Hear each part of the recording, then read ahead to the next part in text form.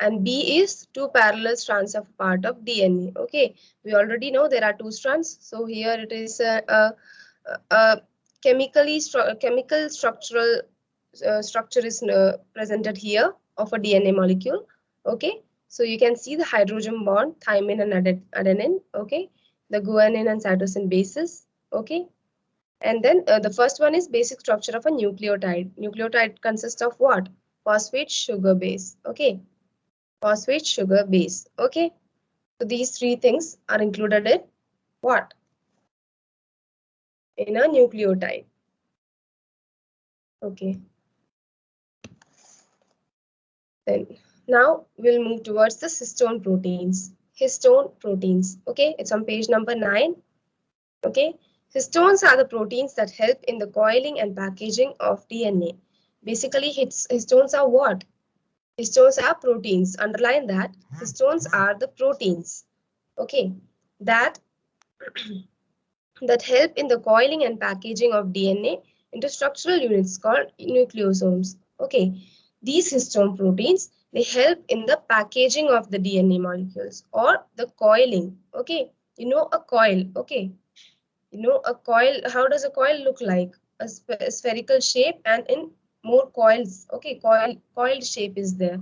Okay, so these histone proteins, they help in the coiling and packaging of DNA molecules to get structural units known as nucleosomes. Now these nucleosomes formed are due to the packaging of DNA, okay, which is done by histone proteins. Then DNA strand DNA strands winds around a core of 8 histone proteins called the histone octamer. Okay, so this DNA strand winds around the histone proteins. Okay, how much histone proteins are there? How many are there? 8 histone proteins. And since there are 8 histone proteins, it is known as an octamer. Okay, for 8 we use octa. So it is known as an octamer, a histone octamer. Okay, each such complex is called a nucleosomes. Okay, so we already told that histones help in DNA packaging so that it can form nucleosomes.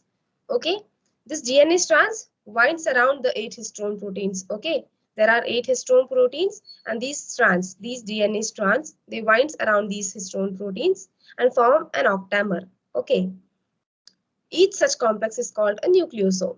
An individual nucleosome can be imagined like a football around which a long rope is wound with one or two loops. Okay, so if we consider a histone protein, sorry, if we consider a nucleosome, it can be imagined like a football.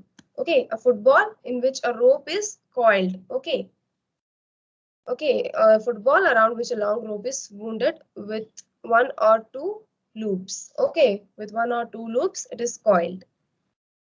A single human chromosome may have about a million nucleosomes. Okay, so a single chromosome in humans can have about million nucleosomes. There are millions of nucleosomes present in a single chromosome.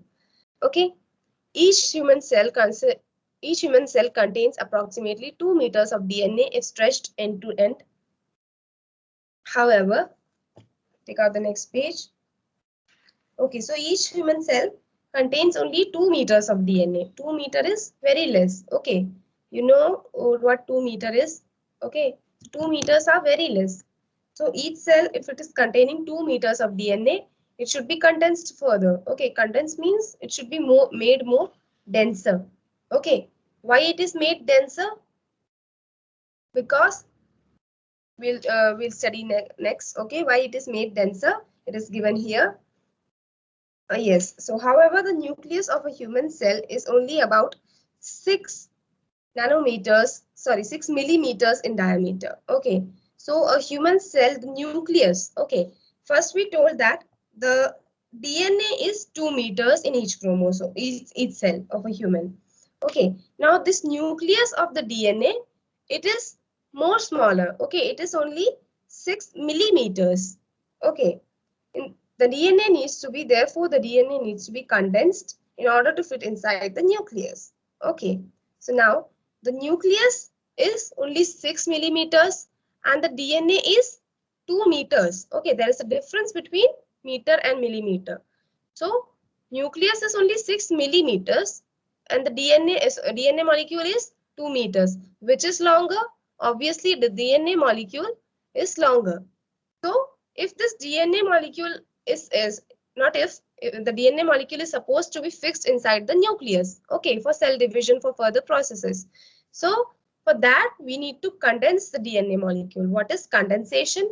Condensation is decreasing the size, okay, decreasing the size of the DNA molecule so that it can fit perfectly inside the nucleus. Okay, just a minute.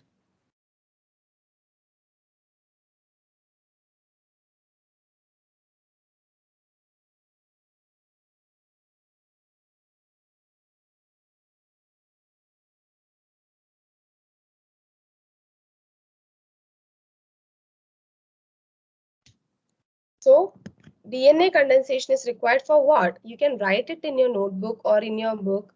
Okay, anywhere in the site you can write DNA condensation is required so that it can perfectly fit inside the nucleus. Okay, since the DNA molecule is longer than the nucleus, it needs to be fitted inside the nucleus for further processes. So that's why it needs to be condensed. Okay, condensed means made smaller. Okay, in size. The entire chromatin fibers is coiled and supercoiled, something like the coils that's and supercoils we see in a typical telephone cord. Okay, so the entire chromatin fibers, you know what are chromatin fibers? These are found inside the nucleus. These are thread-like structures. Okay, we have already studied in class 9 about the nucleus, the chromatin fibers. These are nothing but thread-like structures. Okay, thread-like fine structures are there present inside the nucleus and they contain their own DNA. Okay, so all the chromatin fibers inside the nucleus are coiled and supercoiled. So you can see the diagram, this telephonic diagram, a telephone diagram is given in figure 2.4. Coil means just one single coil and supercoil means that one single coil is covered with another coiling. So it becomes a supercoiling. Okay, so the entire chromatin fiber looks like a typical telephone cord. You have telephones at your home. Okay, you have seen a telephone cord. It is very, very finely coiled. Okay, like very close to each other, they are coiled. Okay, not in a space, but they are very close to each other. So it looks like a telephone cord. Okay, which is very super coiled and coiled to eventually form chromosomes. Okay, why this coiling is needed? Chromosomes. Why is chromosome needed here? Because we are studying the chapter structure of chromosome, cell cycle and cell division. For cell division, chromosomes is required. Okay, chromosome divide होते हैं. So that's why they coil and get supercoiled, forms a telephonic cord-like structure to eventually form chromosomes. Figure 2.5 given below is a highly diagrammatic representation of the sequential condensation of the DNA strand into chromatin fiber and eventually to a chromosome. Okay, so in this figure, you can see it is a highly diagrammatic representation of a sequential condensation of a DNA strand. Okay, so it is the condensation of a DNA strand into chromatin fiber and eventually into a chromosome. So first, it is in the form of a DNA strand. Okay, then it gets condensed and it makes chromatin fibers. Okay, then these chromatin fibers during cell division gets converted into what? Chromosomes. Okay, so you can make out from this diagram, this is a DNA molecule. From below you have to start, not from the top. Okay, the top is the final product and from below you have to start. From below there is a DNA strand. Can you all see the DNA strand? There are two strands. Okay, there are bonds in between. Okay, adenine, thymine, cytosine, guanine bonds are there. Okay, this DNA strands. Okay, what is happening here? You can okay, you can just label there. Okay, in the side of DNA, okay, it is already written. Okay, surrounds a core of 8 histones to form a nucleosome. Now this DNA molecule, this DNA strand, it is moving forward and it is surrounding these 8 histone proteins. Okay, to form what? To form a nucleosome. Okay, we already studied that these DNA molecules get surrounded over histone proteins. Okay, histone octamer. Okay, there are 8 histone proteins. These DNA strands surrounds over the histone proteins to make nucleosomes. Okay, now these nucleosomes get coiled and then further they get supercoiled. Okay, you can see in the diagram, they are coiling, and then they are getting supercoiled, and then a chromatin fiber is formed. Okay, so how a chromatin fiber is formed? By the coiling and supercoiling of a nucleosome. Okay, so nucleosome is coiling and supercoiling, and finally it's forming a chromatin fiber. These chromatin fiber converts into a chromosome. When? Do you all remember? I told you it converts into a chromosome when? During cell division. Okay, you can write there between those arrow. Okay, between chromatin fiber and chromosome, you can write during cell division. These chromatin fibers gets converted into chromosome. Okay, how? You all have seen these are just thread-like structures. The chromatin fibers are only thread-like structures. When cell divides, these also get divides and forms a chromosome structure. Okay, an X-like structure. Okay, so since okay, yes, that's why they form chromosome during cell division. Now you can see at last there is a chromosome. Okay, that picture is of a chromosome, that spindle shaped picture. Okay, like X it is looking. Okay, that's a chromosome.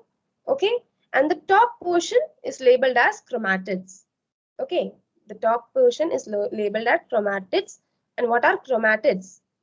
Can anyone define a chromatid? Okay, so a chromatid is nothing but an identical, halves of a replicated chromosome. It is nothing but it is an identical half of a replicated chromosome. What is replicated means? Replicated means to reproduce or to give rise. Okay, okay. For in humans we use the word reproduce. Okay, but in case of cell division chromosomes we use replication. Okay, the meaning is same. Replication means to reproduce or to give rise. So a chromatid is nothing but an identical half of the reproduced chromosome, a chromosome which has reproduced or replicated. Okay, identical means looks same, shape or size, everything. Okay, so yes. So yes, in the diagram, chromatids are labeled on the top side. Okay, they are identical. They are very identical to each other. You can see. Okay, they looks very same. Okay, that means the left strand and the right strand both are looking same, right? So they form a whole chromosome, and inside the nucleus, chromosome seems like X-like structures. You can see X-like structures are present there inside the nucleus. They are viewed like this, and inside a cell it is looking like an oyster. Okay, you can see it is covered with a covering. Okay, inside that a chromosome is present, the nucleus is present, and then a nucleus, and inside the nucleus the chromosome is present. Okay, now, okay, this was just a diagrammatic representation of the structure of a chromosome, chromatin fiber and DNA. That means how this DNA surrounds the histone proteins, later forms the nucleosomes. Then these nucleosomes coils and get supercoiled into what? Into a chromatin fiber. These chromatin fibers gets converted into chromosome during cell division. Okay, so this is very easy to learn. What I am saying, you just write it down or just make it a flow chart. Okay, like just DNA molecule. Then give it an arrow. Okay, then surrounds histone proteins, 8 histone proteins. Okay, then an arrow. Okay, then is forming a nucleosome. Then an arrow. Nucleosome is, and between that arrow, you can write nucleosome gets supercoiled and coiled. First coiling, then supercoiling. Okay, then an arrow, chromatin fiber is formed. Then chromatin fiber ke baad, you can give one more arrow, and between that you can write during cell division. And the final product is what? Chromosome. Okay. So you can learn very easily in this way if you make a flow chart. Okay. Now, if you all want, I can make a flow chart and just upload it on Moodle, or I just give you in WhatsApp. Okay. So now we'll be reading 2.3. Okay, on page number 10, topic number 2.3, structure of chromosomes. Okay, structure of chromosomes. Just a minute.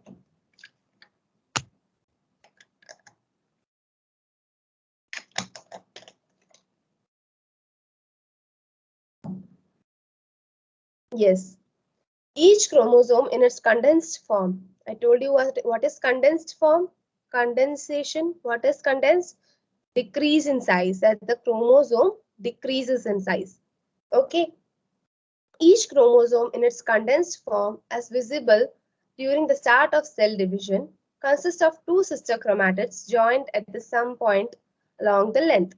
Okay, now when the cell division is occurring, there are two sister chromatids present. We have seen the labeling. There are two sister chromatids. Okay, they are present on some end along the length of the chromosome. Okay, this point of attachment is called centromere. Okay, where this chromatids are attached, this point of attachment, okay, is known as centromere. Okay, then and it appears as a small constricted region. What is constricted meaning? What does constricted mean? A narrow region. Okay, so this centromere, it appears as a small narrow region in the chromosome. Each chromosome centromere is located at a particular site. Okay, every chromosome centromere is located at a particular site. Okay, every chromosome, sorry, every centromere has a particular site of its own. The centromere also serves to attach to the spindle fiber during cell division. Okay, there is one function which is centromere is doing. What is the function? It also helps or it also serves to attach the spindle fibers during cell division. Okay, now what are the spindle fibers? Spindle fibers are present in the form of spindle fibers. Why these fibers are known as spindle fibers? Because they are spindle shaped. Okay, so these spindle fibers during cell division, okay, centromere serves them to attach the spindle fibers during cell division.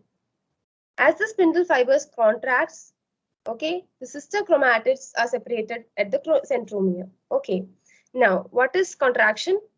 Contraction means a decrease in size. Okay, a decrease in size. As the spindle fiber contracts or gets decrease in size, the sister chromatids are separated at the centrosome. Sorry, centromere. Okay, so these sister chromatids which are present over the chromosome, these are separated during what? When the spindle fibers contract themselves. Okay, when their size get decreased. So that time these sister chromatids are separated at the centromere and each is pulled away from the other towards the two poles of the dividing cell. Okay, then after this process, each chromatid, the sister chromatids are separated. Okay, then each is pulled away towards the poles of the dividing cell. Okay, each one is pulled towards different poles of the dividing cell. Yes,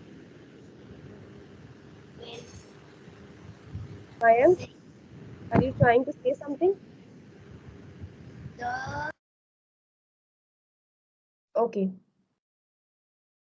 So, yes, so we have told that all the sister chromatids get separated from the centromere and each of them are pulled towards different poles. Okay, there are two poles, right?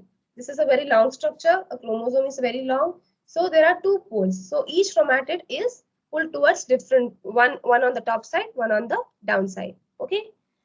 After the completion of cell division, the chromatids, that is now called as chromosomes, decondense and revert to their very long and fine thread-like chromatin fibers. Okay, when the cell division is completed, okay, these chromatids are known as chromosomes because they have already converted them to chromosomes during cell division.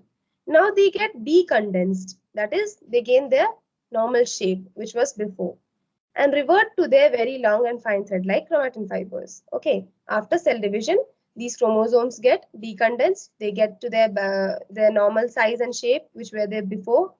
Okay, and they revert to their very long and fine thread-like chromatin fibers. They become the chromatin fibers again. There would be as many chromatin fibers inside the nucleus as the number of chromosomes that appear during the cell division. Okay, it depends on the number of chromosomes that how much chromatin fibers are also present in the nucleus. Okay, so the more the chromosome, more number of chromatin fibers. Okay, did you all got this topic which I just explained right now? You have any doubt, you can ask right now. Yes, okay. Priyadarshana said yes. If anyone has a doubt, they can ask right now. Otherwise, we will move to the next topic. Okay, we have 10 minutes more. we'll do the next topic also, that is genes. Okay, what are genes? So if you have any doubt, you can ask me right now. Okay, no doubt. Okay. So I hope you understood. This is very easy. You just need to prepare a flow chart in your mind. Okay, that this diagram I told you, figure 2.5. You No just doubt, need ma'am. to chart. Yes, no doubt. Okay, that's good. So you just need to make a flow chart in your mind, and everything will be easy then. Okay, you will get that point, because if you try to learn the whole thing, that is okay, that is possible, but that is very little difficult. Okay, so if you make a flow chart and then learn, then it will be very easy for you. But in exam you have to write the whole thing. Okay, then only you will get marks. Don't make the flow chart and come. But to learn and to revise, or to get or to understand the point, just make a flow chart in your mind, or and just make it on your notebook. Just 2 to 3 times go through the flow chart, and you will understand the concept of this topic. Okay, that what is the structure of chromosome. Okay, then now 2.4, what are genes? Okay, now we will get to know what are genes. Genes are specific sequences of nucleotides on a chromosome that encode particular proteins which express in the form of some particular feature of the body. Okay, basically genes are what? Genes are the carriers of heredity, right? They carry heredity from the parent to the offspring. But here it is asked that what is a gene? The structure, what are present inside the gene? Genes are specific sequences of nucleotides. You can see on your previous page, a nucleotide is there, structure of a nucleotide. Nucleotide consists of phosphate, sugar, base. Okay, so these genes are specific sequences of nucleotides. That means this phosphate, sugar, and base, which is given in your previous page. Okay, there's a diagram. Okay, this one makes a sequence. Okay, these nucleotides makes a sequence. Sequence means back to back they join and makes a line, form a line. Okay, they makes a sequence. Okay, on a chromosome. Where do they make the sequence? On a chromosome that encode particular proteins which express in the form of some particular feature of the body. Okay, they encode some particular proteins from them. Okay, what does encode means? There are two words, encode and decode. Okay, so now we have to study in this topic. We have to study what is encoding. Encoding means, that means taking some proteins and just adding them. Okay, encoding means adding them. Okay, so genes are specific sequences of nucleotides. Nucleotides are phosphate, sugar, bases on a chromosome. Okay, where on a chromosome that encode particular proteins which express in the form of some particular feature of the body. Okay, they just add particular proteins which express some features. Okay, every protein has a feature. They are the units of heredity which are transferred from parents to offspring. I told you earlier, they carry hereditary. Okay, they carry hereditary characters. Okay, from the parent to the offspring. Okay, you all know, you all have studied hereditary before, I guess. Heredity you may have studied. Okay, you all know that from a parent, the parent's characteristic or some features are transferred to the offspring, to the baby. Okay, so these are carried through what? Through genes. So genes are basically the hereditary carriers. Okay, hereditary carriers. And are responsible for some specific characteristics of the offspring. Okay, we have said these are also responsible for some specific characteristics of the offspring. Okay, that means some characters of the parent get transferred to the offspring. Okay, and also helps the offspring to perform some specific characteristics. Okay, there are some specific characteristics which are only up to the offspring. They are performed by the help of genes. Okay, so in your book, the definition is little complicated, but if you understand it, it will be very easy to for you to write. Okay. Now, DNA fingerprinting, it's not in syllabus. This is an extra, okay, extra knowledge which is given in your book. I'll just read it out. DNA fingerprinting, lots of regions in between genes are just non-functional. Such areas show tremendous variations from person to person and help in identification of the individual by what is popularly known as DNA fingerprinting. DNA fingerprinting is useful in establishing paternity and maternity in criminal cases. Blood or semen stains, hair, or items of clothing found at the site of crime provide biological evidence through DNA fingerprinting. So basically, DNA fingerprinting is used where? Basically, it is used in cyber crimes and sorry, not cyber crimes, in crimes. Okay, by the CBI and all, they use DNA fingerprinting for an evidence. Okay, we can find that who is the parent of that person. Okay, we can find that, okay, through a fingerprint we can find who is that particular individual. Okay, each and every person's fingerprint are different. Okay, they have their own identity. So through DNA fingerprinting we can find the whole identity of an individual. Okay, so that's an extra knowledge given in your book about DNA fingerprinting, where it is used, okay, why it is used. Okay, now, let us just do this progress check. Okay, that pink box, fill in the blanks. Chromatin fiber is made up of DNA and proteins. Yes, Priyadarshana, good. Okay, chromatin fiber is made up of DNA and proteins. Okay, you can write proteins there. The two sister chromatids of a chromosome are attached to each other at, okay, where are the sister chromatids attached? Centromere. Good. Okay, centromere. The structure of DNA was first discovered by, okay, who discovered DNA structure? Two scientists were there. Watson and Crick. Okay, because, okay, in your page number 9 it's given. Okay, Rosalind Franklin was the one who studied the molecule of DNA. Okay, the structure was given by Watson and Crick. Okay. Okay, the next sentence it's given Watson and Crick. Finally, structure was worked out by whom? Watson and Crick. So don't get confused. The structure was given by Watson and Crick, and Rosalind Franklin, he just discovered the shape of the DNA molecule. Okay, the final structure was given by Watson and Crick. Yes, ma'am. Okay, okay. Then the three components of the nucleotide are, I have told you many times in between class. Nucleoside, nitrogenous base. Yes, yes, yes. Phosphate, sugar, and nitrogenous bases. These are the three constituents of a nucleotide. Okay, they form a sequence and they further form the nucleotide. DNA strand wound around a histone octamer forms a complex called a Nucleosome. What is that? Yes, nucleosome. Nucleosome is that complex. Sixth one, a specific sequence of a nucleotides on the chromosome constitutes a Genes. Yes, that is in the definition of genes, right? Specific sequence of nucleotide on a chromosome. That is what we studied right now, genes. Genes are specific sequences of nucleotides on a chromosome, encode particular proteins, okay, and perform specific functions. So this much is about genes. Okay, we have studied what are genes. Okay, now we'll just go through this 2.5 we'll do, okay. We have time left, we'll do this. Need for new cells. So there is a question arising, what is the need for new cells? Okay, new cells need to be produced for growth, replacement, repair, and reproduction.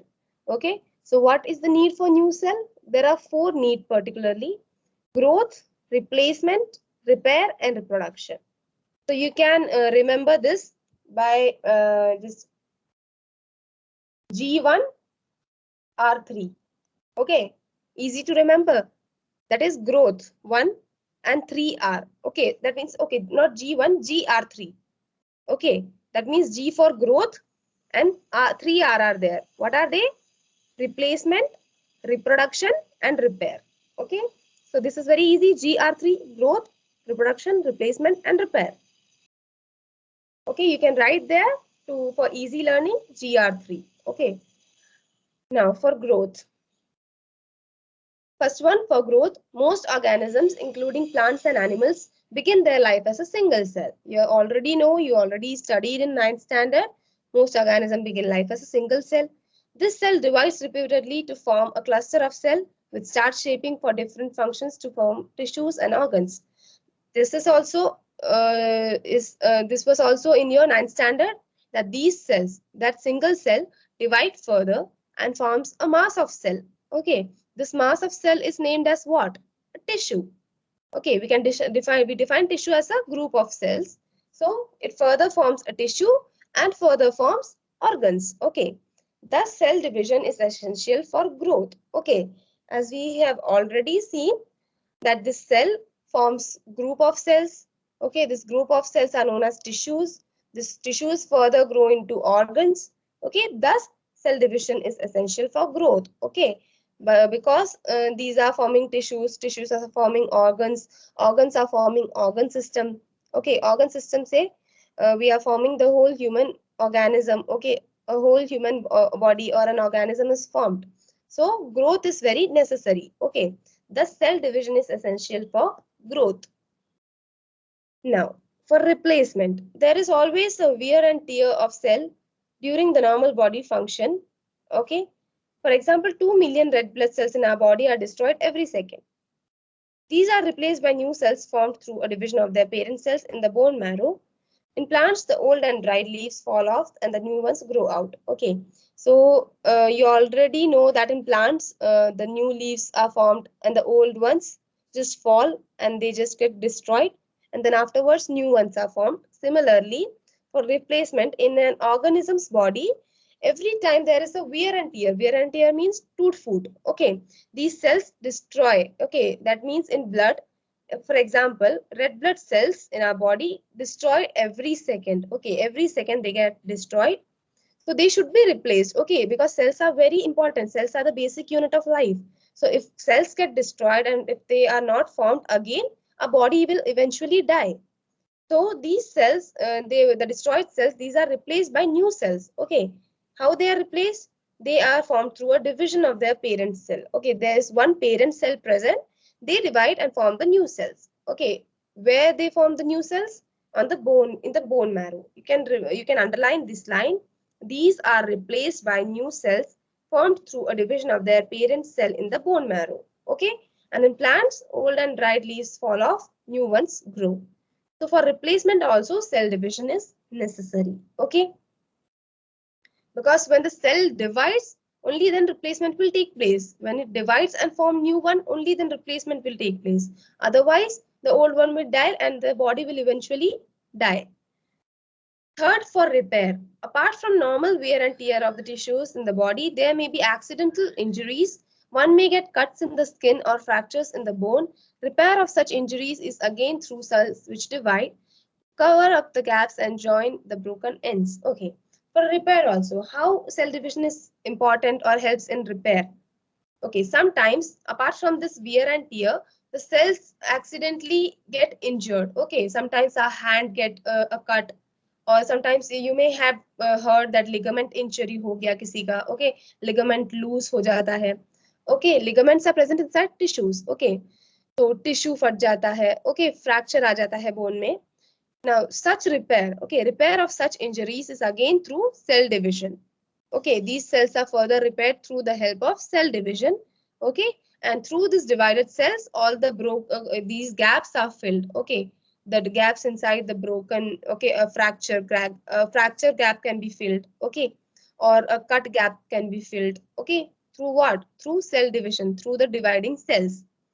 And last, for reproduction. Reproduction also takes place through the activity of the dividing cells. Amoeba or bacteria just divide to produce two similar independent cells by mitosis. In higher forms, as in humans or in the banyan tree, special cells in the reproductive organs undergo a special kind of cell division, meiosis, to produce sperms and eggs. The sperms and eggs receive only half of the number of chromosomes of the parent cells, that is, one chromosome from each pair. This reduction in chromosome number is very significant. Okay. So for reproduction also, cell division is very important. Why? Because some organisms like bacteria, amoeba, they divide by mitosis. So I have already told you what mitosis is. What is mitosis? That is that the division that results in two daughter cells, right? Two daughter cells are formed, each having same number of chromosomes, same kind of chromosomes. Okay. So generally two daughter cells are formed in mitosis. So it is So cell division, this division of cell is very important for reproduction also, both for the organism which reproduce by meiosis or mitosis. Okay, and also this reduction in chromosome number is very significant. Okay, in one human organism, in one organism, there may be some reductions in chromosome number. And this is very significant. This is very normal. Okay, because cells divide continuously, so chromosomes ka number bhi बढ़ता जाता है. Okay, so there's a table given. Look at the following example in humans, kinds of cell, chromosome. Okay, so this is just a number. Body cells in man, there are 23 pairs. Okay, 46, that is 23 pairs chromosome. Woman also same. Okay, sex cells, sperm and egg cells in man 23 single. Woman also 23 single. Okay, new baby में कितना हो गया? 46. Okay, 23, 23, 46. 23 plus 23. When a man and woman, okay, sperm and egg is combined, a new baby is formed, new offspring is formed, and it has a number of 46 number of chromosomes. Okay, 23 plus 23. Okay, very easy to remember. Just go through this. So today we'll stop here. Then from the next class, we'll start cell cycle. Okay. Okay, much portion is left. We'll do by, I guess 2 class will be required for this. So we will discuss this in the next class. For today, this much is enough. Thank you everyone. Okay. If you have any doubt, you can ask right now. Yes. Thank you, ma'am.